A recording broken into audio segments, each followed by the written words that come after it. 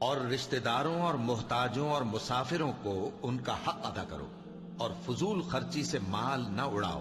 کہ فضول خرچی کرنے والے تو شیطان کے بھائی ہیں، اور شیطان اپنے پروردگار کی نعمتوں کا کفران کرنے والا یعنی ناشکرا ہے۔ اور اگر تم اپنے پروردگار کی رحمت یعنی فراخ دستی کے انتظار میں، جس کی تمہیں امید ہو، ان مستحقین کی طرف توجہ نہ کر سکو تو ان سے نرمی سے بات کہہ دیا کرو، اور اپنے ہاتھ کو نہ تو گردن سے بندھا ہوا یعنی بہت تنگ کر لو کہ کسی کو کچھ دو ہی نہیں، اور نہ بالکل کھول ہی دو کہ سبھی کچھ دے ڈالو، اور انجام یہ ہو کہ ملامت زدہ اور حسرت زدہ ہو کر بیٹھ جاؤ۔